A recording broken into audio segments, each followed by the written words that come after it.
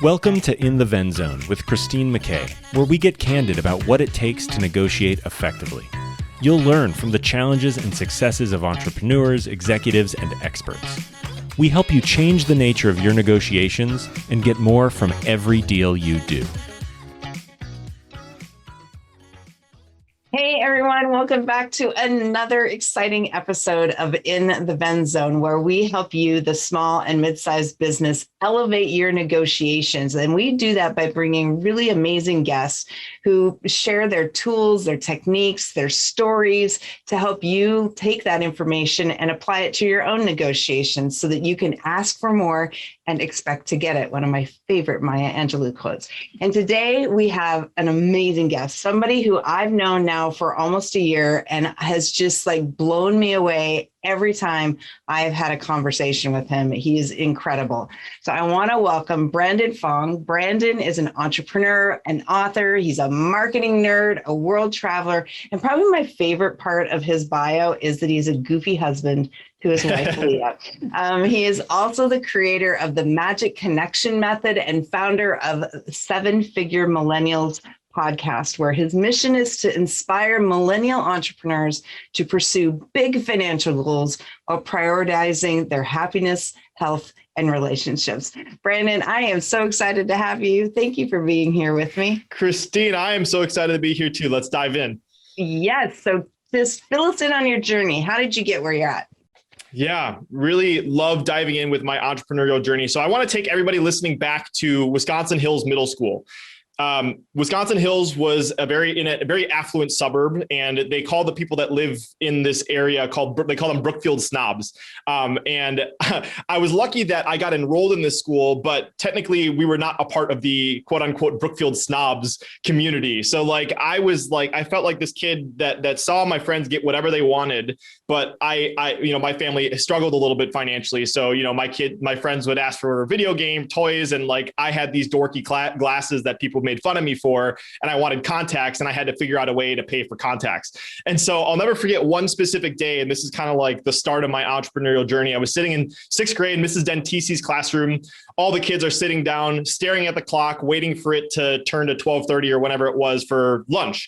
And then the bell rang, and all 27 kids jumped to their feet and scrambled to lunch. But if you looked closely, you would see little nerdy Brandon hanging out behind everybody, procrastinating, not rushing to lunch. And the reason why is because when I would go to lunch and I have my, plastic tray with the chicken nuggets, curly fries, whatever healthy meal of the day that they were serving. I'd put it down next to the lunch lady. Episode. Yeah, different episodes. I'd set it down next to the lunch lady, and then I type in my student ID. And then let me explain what happens for most normal kids. What happens, you type in your student ID, and then up on the computer screen, it shows the price of the meal, like $3 or 15 cents or whatever it was. But for me, when I typed in my student ID, it would show Brandon Fong $0.00 because I qualified for the free lunch program at school, and it showed that I didn't have to pay for my lunch. And so that was super embarrassing for me because I didn't want any of my friends to find out that, we needed help. And so I would try to distract them. That's why it would take forever. And that story was, painful and embarrassing, as a little middle school Brandon. But I realized that moment was so powerful for me because that's what really made me pursue entrepreneurship, is because I didn't want my family growing up to have a similar experience. And so I kind of went down this path of how can I start my own business? So I got to high school. There was this program called DECA, and I started to compete at this competition. I took first place in the state, and I got to go to this international competition. And I'll never forget, the advisor sat us down. She's like, congratulations, you get to go to nationals. The cost of the trip is $1,050.80. And I remember being like, okay, I'm making $7.25 an hour right now at a fast food restaurant. That's going to take me 145 hours or something like that. So how am I going to afford this? And this is when the creative entrepreneurship juices really started flowing. And my dad introduced me to my first ever mentor, Brenda Campbell. And she taught me one thing that completely changed my life for forever. And she taught me that if you learn how to connect with people, money will never be a problem ever again. And I know lots of us have heard variations of that. that, like you're the combination of the 5 people you spend the most time with, whatever. But what was different, what Brenda did is she showed me how important that was instead of just telling me. So what she did is she introduced me to local CEOs and entrepreneurs in the area, and she taught me how to network, and she taught me how to ask for feedback on my business plan. And once I asked for feedback, I asked them if they'd be willing to support, my trip to this national competition. And I ended up fundraising more than enough money to go to this trip. And so that was like a huge aha moment, because I was like, oh my God, she's right. Like if I learn how to develop right relationships, it's going to be a game changer for me. So from then on, I kind of made it my mission to start learning how to more effectively connect with people. And so once I started focusing in on this one thing, it completely changed everything for me. So my senior year of college, I used these connection strategies. I tested, I reached out to several successful entrepreneurs, ended up running the marketing and business development at age 22 for a 7-figure online education company with over 250,000 students. That's kind of I cut my teeth in the world of marketing. And then I ended up partnering with him. We launched a successful product together. And that's also when my mentor that I was working with at the time, he got into this high-end mastermind group called Genius Network, full of 7, 8, and 9-figure entrepreneurs. And so I was the youngest person in the room at age 22, networking with all these people. And so all that to say that I truly believe that anybody listening to this right now, I know we're talking about negotiation, like negotiation is all about relationships. That's all Christine talks about. And so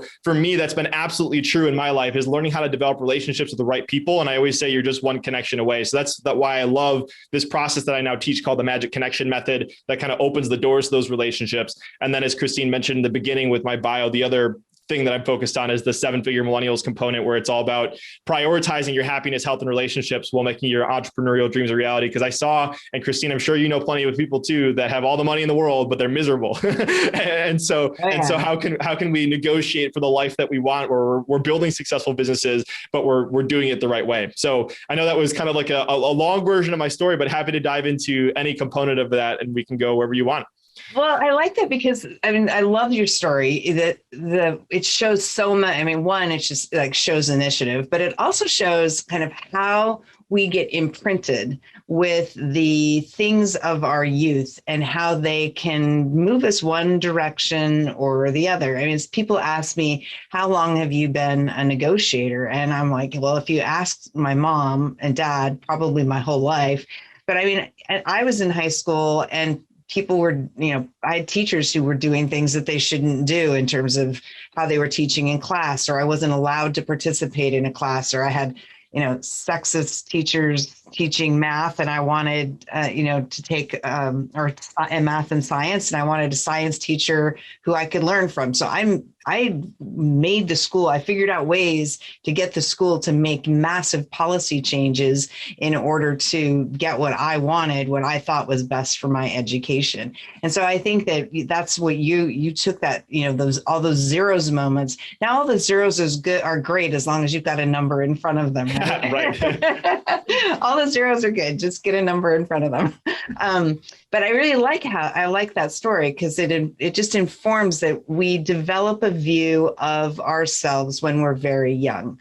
How did you tell us more about how you negotiated your way into the Genius Network? Because the Genius Network, and I'm not hugely familiar with Joe Polish and his work, but I know a lot of people from the Genius Network. Brandon and I met through a group called Tribe for Leaders, which is run by Kevin Thompson and Jules Duncan, both of whom come out of the Genius Network. And there are a lot of people in that group out of Genius Network. But tell me, at the age of 22, because at 22, I had 3 babies, so I wasn't doing any of that stuff. So how did you get into that?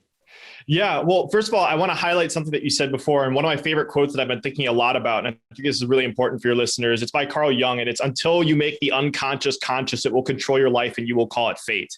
And so like there, and like what you said before about those unconscious narratives that are programmed, I think that anybody listening to this, if you haven't explored your childhood, you're absolutely right. There's so much to dive into. Like that story I shared about that free lunch program thing, like I used to never share that. I was so embarrassed by that. But until I examined it and realized what the unconscious narratives that were created as a result of that story, I turned it into a powerful experience. And so I think that that's, when it comes to negotiation or learning how to be more effective in entrepreneurship in general, learning how to understand what those programs are running in your mind and how you can understand them is a huge thing. So I think that was kind of part of, me learning how to connect with successful people and train myself with that mindset, was kind of shedding some of those subconscious beliefs, simultaneously, whether I was doing that intentionally or intentionally, or intentionally or unintentionally. But going back to your question with Genius Network. So it was my senior year of college. I'll never forget, I was still in college and I was working with this entrepreneur, running his marketing operations. And, he got into Genius and he had his first meeting and he was absolutely pumped by it. And he said, I just want Brandon to come. So it was like, it's because of a relationship that you had. Like, I knew Jonathan was trusted in Genius Network, and he's like, I want Brandon to come, supporting my company and learning from these people. And so it was as simple as that. It was like, once I had the right relationship, I connected with Jonathan, he got in the group. And I think Jonathan got in the group because of Cameron Harold, who's like a really successful, the COO Alliance. And he wrote Vivid Vision and Marketing Suck. And he actually was one of the original founders of 1-800-GOT-JUNK, if I remember correctly, but he's like a big entrepreneur, and he knew Jonathan. Jonathan got his Genius Network that way, and then Jonathan said, I want Brandon to come, and then I got it. So all of it, I think at the end of the day, it's like it always, like, knowing how to meet the right people is really just the secret sauce to everything, in my opinion. Well, I think I agree with that. I mean, and one of the things that we've talked a little bit about is that kind of how marketing. So and I say it all the time, right? Because I actually end the show with this quote, right? Negotiation is nothing more than a conversation about a relationship. You cannot win a relationship, but you can get more value out of it. And marketing is the initial part of that conversation. It is the start of the negotiation. What you say to your customers in your marketing efforts is going to, and how you choose to show up and build your relationships or not, is going to impact your ability to negotiate a specific deal incredibly, because you're developing your reputation, how people see you, because what you think about yourself is not how other people think about you. Mm-hmm. That's something I've learned. It's like your brand is what people say about you when you're not in your room. It's not your logo. It's not anything else. It's what people say about you. And the connections you make drive your ability to expand and grow your business, and put you in situations where you are able to, and you borrow power from your connections, which I think is a really important thing that people don't think about, right? Your connection with all the people that you just mentioned, elevates you. It adds to your credibility, because when we're meeting people, we're borrowing credibility from the people who are introducing us. Yeah. And we don't think about that very often. We don't consciously think about that. What are your thoughts on that? Oh, I absolutely love that. Yeah, I couldn't say any more. You said everything there, but I will highlight, I have this thing that I call the law of the buffalo, and I'll explain where I'm going with this. But basically, you are a new podcaster. I started my podcast in November of last year, so 2020. And I honestly, when you were talking about borrowing credibility from people, the podcast is the best way on the planet to do that. And I don't know. I'm obsessed with podcasting, and it's like, cause you have a public list. People can see, oh, you've had that person on the show, or like you have relationships with those people. And so the law of the buffalo for me is, I came up with it because I don't know where I came up with this idea, but I was researching and I heard some story about how Native Americans, when they hunted a buffalo, they didn't let anything go to waste, right? Like the brains, they used it to treat the leather. They used the hooves and ground it up and turned it into glue. They used the manure. They used literally nothing went to waste. Mm-hmm. And so for me, I'm always thinking about how can I make one move that then impacts a million other things. And for me, my buffalo is absolutely the podcast, because like you said, it is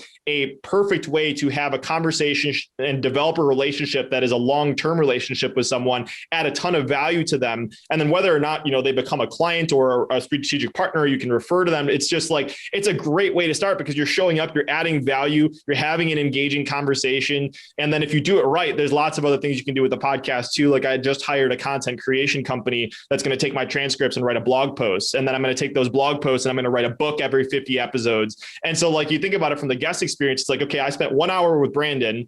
I personally, my style is I spend 2 to 12 hours of research on someone before I bring him on the show. So it's like, I show up, I know what I'm talking about. They have fun. And then they see their content multiplied all over the place. And then, you can get more referrals and, introductions to other people.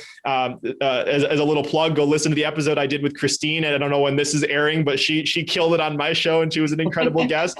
And, I've referred plenty of people to Christine as well, as far as getting her on other shows. I know she just recorded an episode with Andre Norman. Andre was on my show. So it's just a great way to add value. And I think that in negotiation, once you can have an asset that you can leverage to add more value to people, you just become more referable in general, and you can open the door to even more conversations.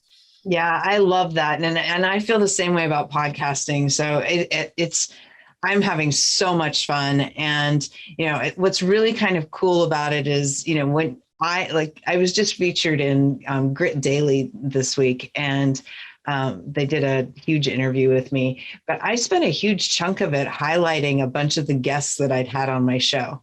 And that's really exciting to be able to take, some of my guests and just elevate them in the market too. And we're changing how we're promoting the show so that we're moving to one episode a week, because we want to be able to focus an entire week on that guest.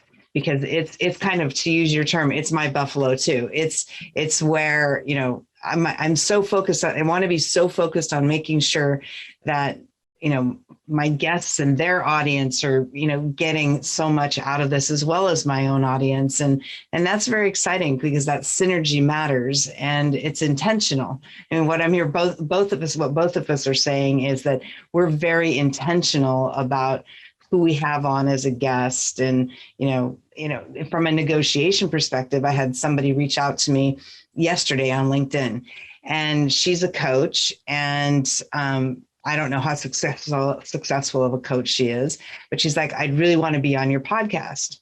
And I responded back and I said, what is it about my podcast that interests you so much?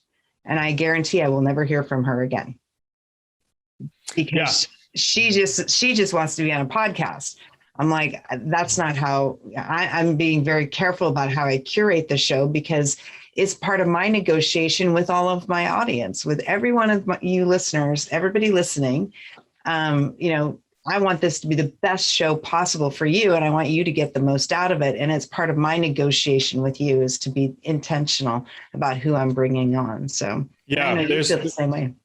Yeah, there's several things I can add to that as well. We could dive into my magic connection method process if you want to talk about that. But I recently reached out to a batch of like 75-ish podcasts completely cold. And as a result of direct responses and also some referrals, I was featured on over 25 at this point of them. So that's from cold to like being featured in front of these audiences and then, multiplying a little bit. And I'm sure that'll continue to pay off. But there is a right way and a wrong way to reach out to people to establish a relationship. So we've already covered the fact that if you have a podcast, you're more valuable when it comes to reaching out to people to get on other people on your show. But, it works the other way too, is as a podcaster, you have a little bit more clout when you're reaching out to be a guest as well. So but there's, whether or not you have a podcast or not, there is absolutely a right and a wrong way to reach out to people. And I would love to share my insights and experience on that if you want to dive into that, but otherwise Go for it. Because, so at Venn Negotiation, one of the things we do is we talk about negotiation styles and communication styles, because how we ask for things matters. It impacts our ability to get what we want. So you can want something, but if you ask in a completely jackass kind of way, or just and without intent and without care, then you're not going to get what you want. So dive into that. I'm excited to hear about it. Yeah, absolutely. And I would love just to kind of tee you up a little bit I would love for you to jump in and kind of highlight based on your experience of like negotiation and reaching out to. So like we can co-create this part here. And I would love to. I love it. Let's do it. Yeah. So let me just say that the first part of this, the whole magic connection method process I developed is like, it's simply to get them to respond. That's it. And there's so many people when they do an outreach, they're trying to do way too much in a call. Like they're trying to, or in an email, they're saying, book a call with me or go check this out or attend this or whatever. So like I want to keep it very simple. It's like, we're just wanting people to lean in and say, yes, I'm interested in developing this relationship. That's the whole goal of this thing, is just to get them to respond. And so there's 3 parts that I teach people to do that. It's the hook, the irresistible offer, and the no-oriented question is the 3 main components. And so diving into the first part is the hook. the biggest mistake that most people make when they reach out is they make it 100% about them, as in like the person that is reaching out. Like, hi, my name is Brandon Fong. I've done all this cool stuff, and like, look at me, I'm super cool. You should talk to me. And like, we think that it can make, I understand why people think that way. You feel like you need to position yourself and make yourself important so that they want to listen to you. But the way that I would ask anybody listening, like, go look at your LinkedIn messages, anybody that sent that to you, how does that land with you? You know, even if they are a cool person, it feels kind of icky. It just doesn't feel right. And so we want to do the exact opposite of that. When we reach out to someone, we want to make it 100% about them, the person that we are reaching out to. So, you know, I've been very grateful that Christine and I just met through some mutual connections. So I've never reached out to Christine, but if I were to reach out to Christine, I would say, hey, Christine, I listened to the In the Venn Zone podcast. I loved episode, 23, where you talked to this person and specifically loved this point. Thank you so much for sharing this content. And this is the impact that it's made on me. So like, that's like, I can see Christine smiling for those of you that are listening right now. Cause it's like, you don't get sick of those kinds of messages. If somebody took the time to research your bio, to find out what you're doing, you make it about them, they're going to lean in. So like there's several things you can do to really hone in on this part. If you have a mutual connection with them, that's obviously an incredible thing you can do. And you can search on LinkedIn for mutual connections, or you can search their name on listennotes.com. And if you've been on other shows, you can see other shows that they've been featured on, if you've been connected with any of them. So you can mention that so that you're not just a random person on the internet. They're like, oh, I trust this person. So a mutual connection. A genuine compliment is another way of doing it. Like I said, you can read their bio, that you can consume their content, and just talking about what you find impressive. And the one thing I will say about this is that I call this thing the stalker line. Don't cross the stalker line.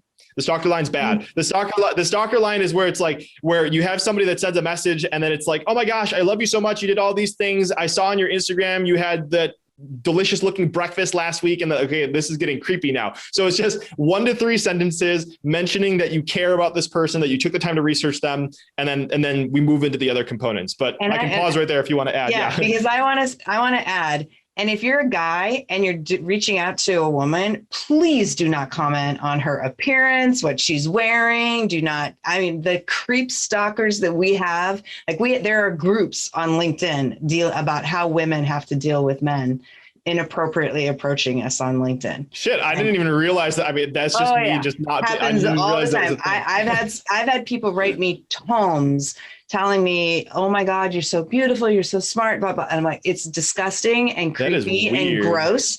Don't do it, please don't. So that's my public service announcement to all my guy friends out there. Don't do that. So, but no, they're legitimately groups and we report, and it's bad. The horror stories are real. I've had somebody send me a dick pic on LinkedIn. Yeah. Wow. It's happened. So so don't cross impressive. those lines. Don't cross those lines. Yeah. And I didn't mention this. So genuine compliment on what somebody has done, their contribution, what makes them great about the work that they've done.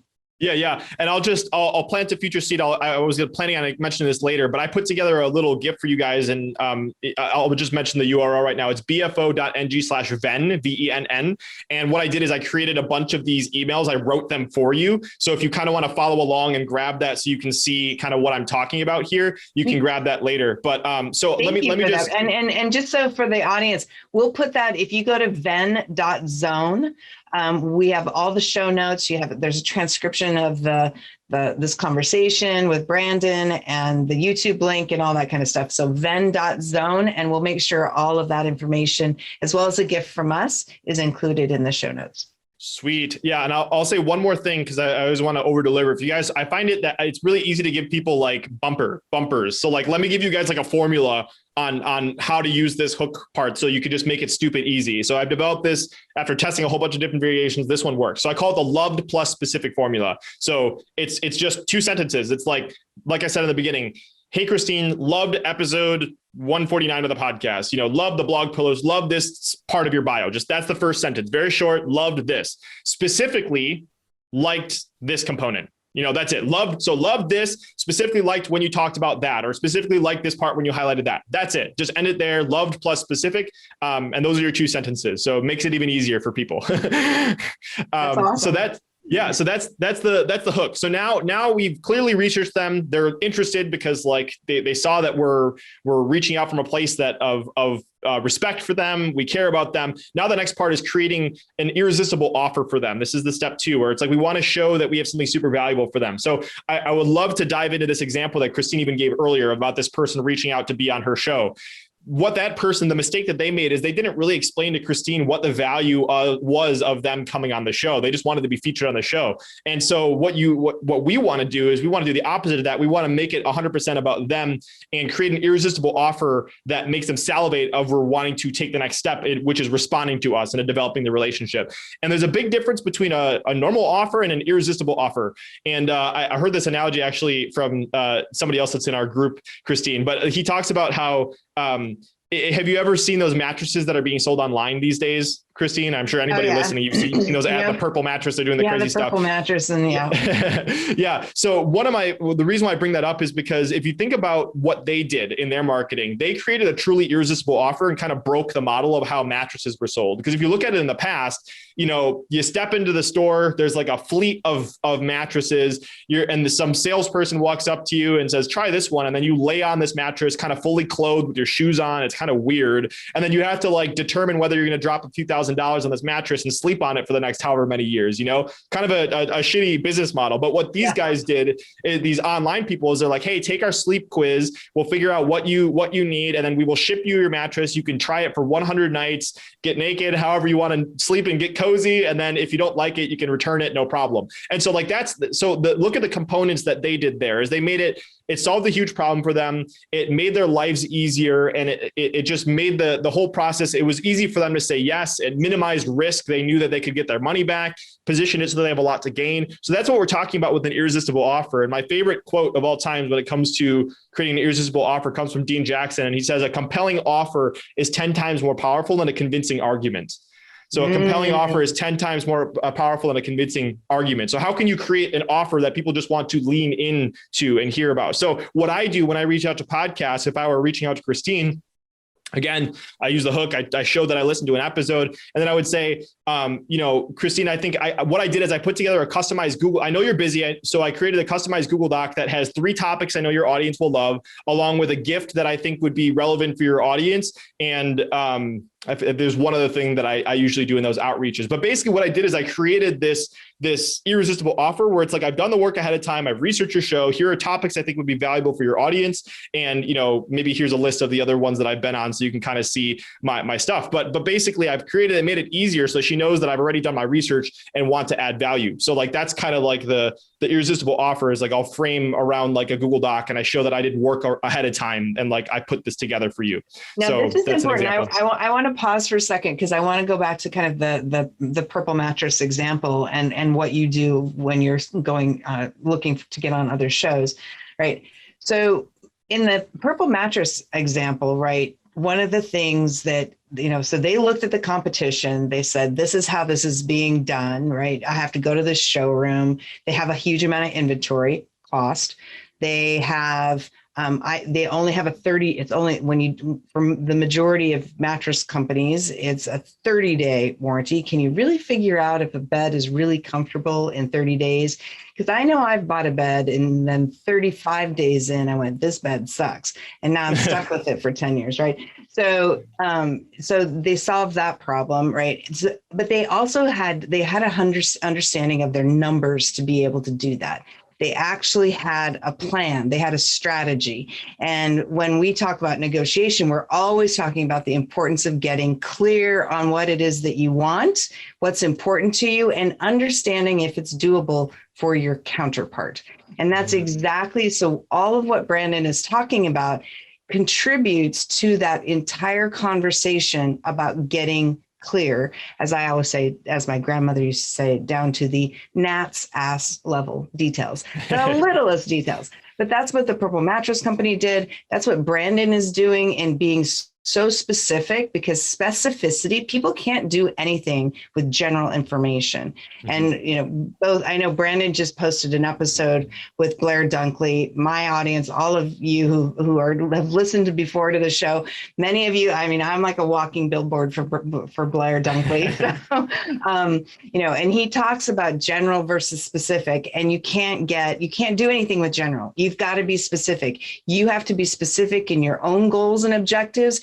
And you have to be specific, because you cannot expect a counterpart to understand something general. It raises more questions. If you're general in how you approach somebody, it just raises so many more questions that you have to answer. Be specific first, and then that helps you to preempt and eliminate objections even before you're even engaged with them, like formally. So. Yeah. And if you listen to the episode I did with Christine, we dive into her story. I'm sure you told it on the podcast in some episode about negotiating for 2 cars for the price of 1 plus $5,000, I think it was. And and we break that down. And like, that's what I always love about when Christine talks about negotiation is she's always thinking about it from their perspective. What is it like to have this offer given to me? What are they looking for? What are the unseen variables that should be brought into play? And so always think about from their perspective, how can you make an irresistible offer from their perspective? So again, if we're reaching out to a podcast, to be on a podcast, they want good guests with good content, with topics that are relevant to the guest,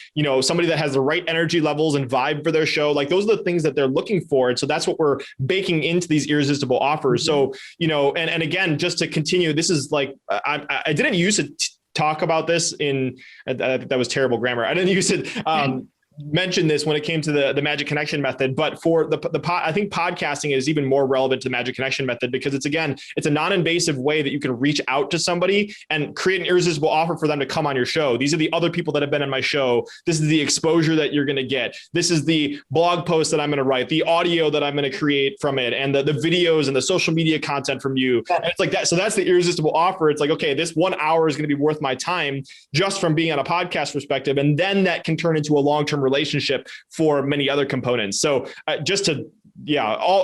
over the place, but I think it's really important to always think from their perspective and how you can look at the variables to make it a no-brainer for them to lean in and move forward with the negotiation. Absolutely. I agree with that 100%. Okay, Cool. What's step 3? Okay, step 3. So now at this point, we've shown that we cared about them. We created something that they truly are salivating over and they want. So now the last part, remember, going back to the very beginning, is we just wanted them to respond. That's it. We're not trying to get them to commit hardcore to this. We just want them to see if they're interested in this. So, and I know Christine, you have different opinions, but you can highlight me on this. But like one of the other thought leaders in the negotiation space is Chris Voss, and he wrote this book called Never Split the Difference. And one of the things he talks about is this concept of a no-oriented question. So that's what kind of borrowed this from. And, so one of the things the way that I always like to explain a no-oriented question is that it's very, every time you say yes to something, you're giving something away, right? Like you're giving away your time, your energy, your effort, something. But when saying the exact opposite, saying no actually makes you feel more secure. It makes you feel more in control. And so what I do here is, remember in the last step, we'll use the irresistible offer. I put together a Google Doc that has all these different things. I did some work in advance. So the last part of this email that I would send if I was getting on a podcast is, it's 100% up to you, but would you be opposed to me sending over this Google Doc for you to check out? So now it's like 100% up to them. I remind them of their choice that they have. I'm not pushing it or shoving it in their face. And it's like, I created this, I add this value for you, but I'm not going to send it over to you, because lots of people will just send the link ahead of time. I want to get them to lean in and see if they're interested in it. So that's what I'll usually say is a no-oriented question at the end, 100% up to you, but would you be opposed to me sending this over for you to check out? And that's it. Don't add anything else. And then it ends, if they're skimming their email, they see it ends in a question that just, they like how they know how to respond to it. It's very simple to respond to this email, because it's simply, yes, I'm interested. Please send it over. And like, when you think about the emails that, are all sitting inside of our inbox right now that we haven't responded to, it's because they're complex. It's because we have to think about how to do something. We have to get back to them. We have to do some work. But the ones that are really easy to respond to are the ones that it's like, a really quick decision. Like, yeah, no problem, send it over.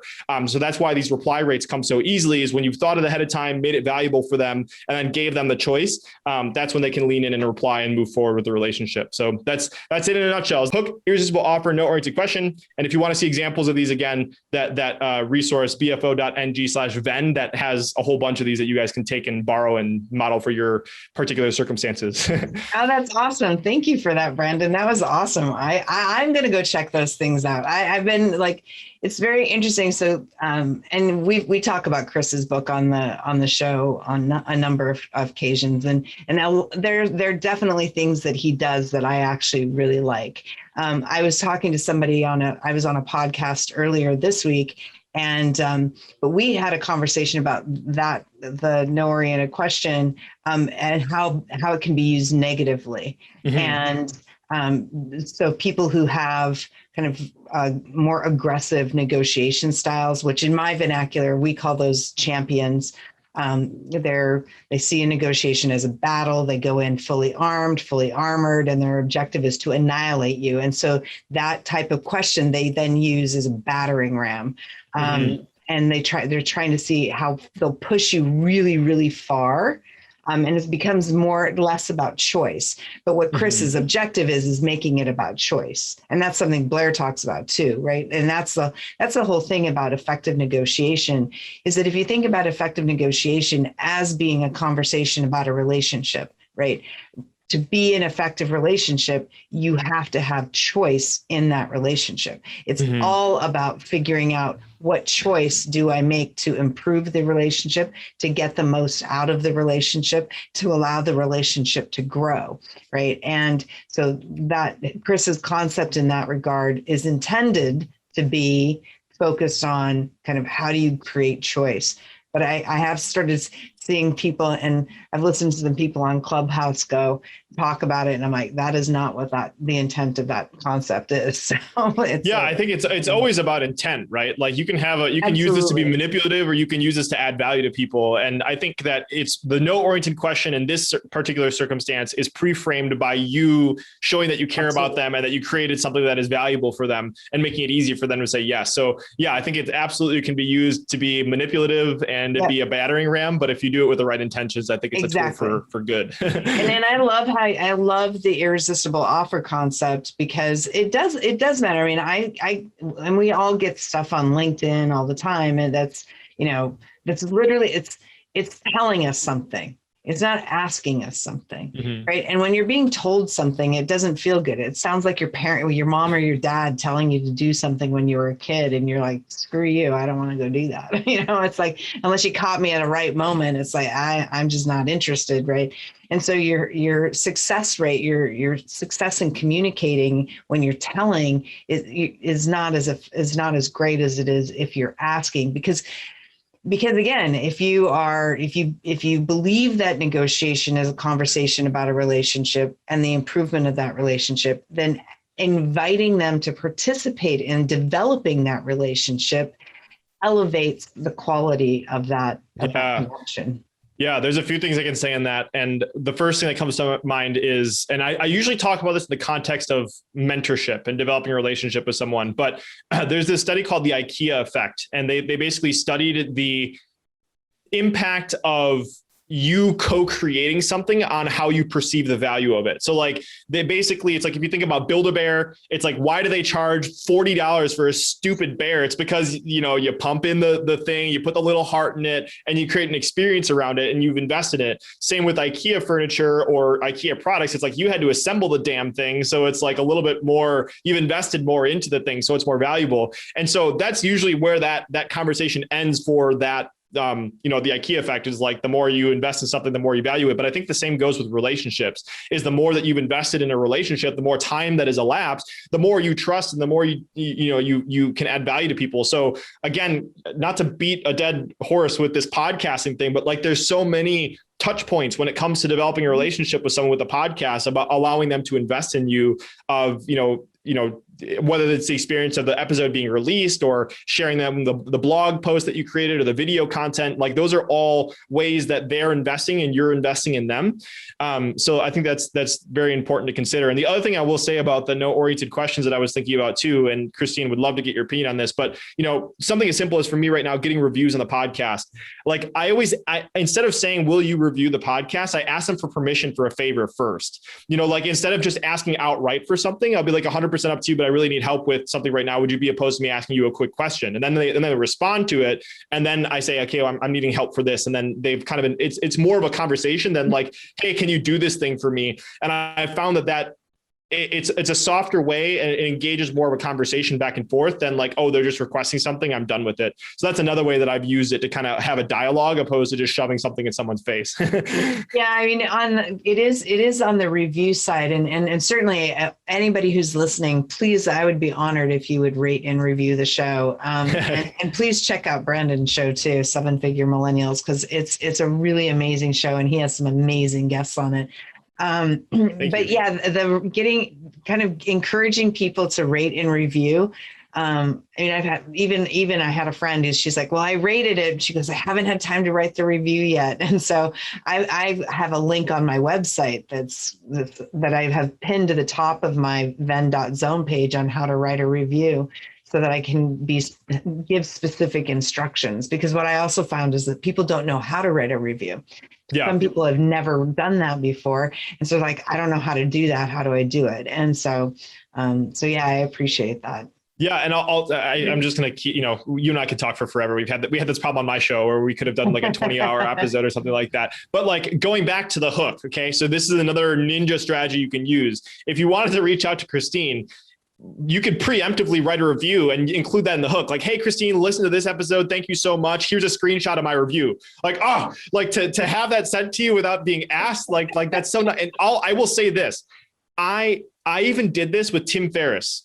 And like Tim Ferriss released Tools of Titans, and I was one of the first people to leave a review on it. And I didn't end up having a conversation with Tim Ferriss, but he literally took a screenshot of my review and posted it on his LinkedIn, on social media, on Facebook. And he's like, thank you so much, Brandon, for this review. So like even someone that's like a multiple, one of the biggest names in podcasting with 600 million downloads, they read their reviews, so like that's another way that if you want to, add value to a conversation, or what maybe another smaller version of that is like a comment on someone's video or something like that. But, adding that additional screenshot of like, hey, I took the effort, you didn't ask for it, but like, I know this helps you. Here's this glowing review or comment that I left for you, and people will eat that up. Yeah. What I've started doing with my podcast is like, I review and rate every podcast that I'm on. So, and for guests, one of the things I'm doing, again, because I just want to make sure I'm curating people who are, really invested in me and my audience and my other guests, right? That we're all elevating each other, is, if they say they've been on so-and-so's podcast, I'm going to go check out so-and-so's podcast. I'll listen to their episode.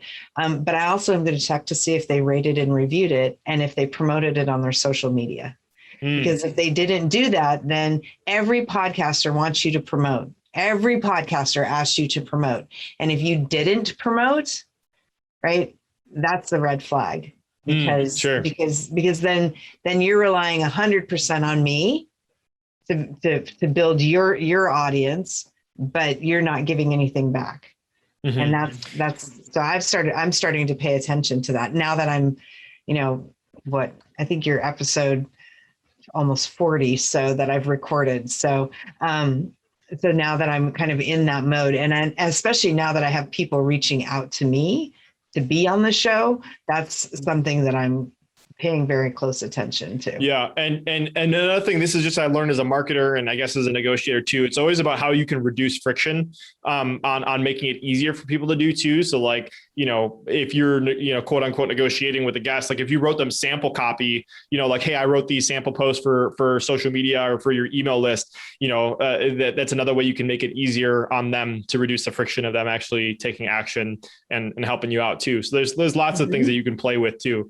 Oh yeah. I mean, my team builds the graphics. We do an audiogram. We do the blog. We actually embed like Twitter things shareable in the blog. Links. So you shareable things things so you can share it easily from the blog, all that kind of stuff. So we try to make it frictionless. So yeah, absolutely. You'll get all that. Sweet. Looking forward to it. So how do people find you? Great question. So I'm building a brand new site, Christine. I don't know when this is airing, but I'm literally fingers crossed it's going to be done because I've been working on it for forever. But it'll be the brand new 7-Figure Millennial site. So that's 7figuremillennials.com. And I have it's tricky with a number in your domain because I have the number 7 and the spelled out 7, and I'm making it so that you can go to either, but right now it's set up on the number 7. So 7figuremillennials.com. Like I said, if you wanted to check out those resources, that'll go to my page and then find out how you can get more into my world with a Facebook group. But that's bfo.ng/venn, VENN.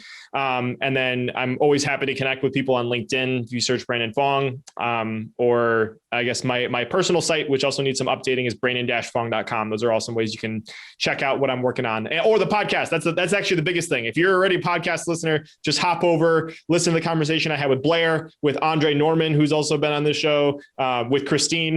Those are some great starting episodes if you want to dive in. And we had some great conversations when Christine was on the show as well. If you want to find Christine in her native, in her zone, talking about what she's passionate about. Oh, I have loved having you on the show. What's next for you? You know, it's funny because I'm thinking about simplicity. It's like I'm really doubling down on the Law of the Buffalo, the podcast, and my Magic Connection method. That's literally all I'm focusing on. So like when it comes to, I've been kind of taking a top down, bottom up approach with the business. And I left Jonathan's company May of last year. So fairly recently. And so like it's combining this Magic Connection method approach with developing relationships with super high caliber people, adding value to them, introducing them to other people, acquiring them as clients, and helping them with this Magic Connection method process I'm developing at the same time that I'm building up the audience and then going to be creating products for them to help them support the Magic Connection method process. So I'm just grateful. I wake up at 3 a.m, excited to start doing stuff, and I realize I need to sleep more. And like I'm just excited and blessed that I get to do what I'm excited about. And like I said in the very beginning, with the 6th grade Brandon, wishing that I had stuff like learning how to connect with people was the most valuable skill I could have ever learned. And so I can see myself doing that in the next 10, 20, 30, the rest of my career. I think I'm just going to focus in on simplifying and sticking inside of this lane here. That's awesome. That's awesome. Well, Brandon, I just really appreciate you. I always judge a year by the quality of people that come into my life. And I met you in 2020. And you are one of the highlights of my 2020. Oh, thank you so much. And I just, there are some others out of our Tribe for Leaders group that fall into that same category. But I love your energy. I love just the direction you're going, and you just have added a lot of value to me. So I just really appreciate you. And I really appreciate you being on the show.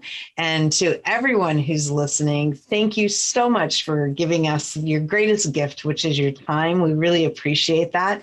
And again, remember, you can go to venn.zone, VENN.zone, to get all the information about Brandon. Find out more about Venn negotiation. And we have a free gift waiting for you there as well, our 7 Keys to Successful Negotiation ebook. And so you can grab that there, and we will see you next time on another episode of In the Venn Zone. Just remember, negotiation is nothing more than a conversation about a relationship. You cannot win a relationship, but you can get more value out of it. See you next time. Have a great day, everyone. Thank you. Thank you for joining us for this episode of In the Venn Zone with Christine McKay. We invite you to visit our website at www.venn.zone to access the show notes and other helpful resources. Empower the negotiator in you and successfully level the playing field. Join us again next time here on In the Venn Zone.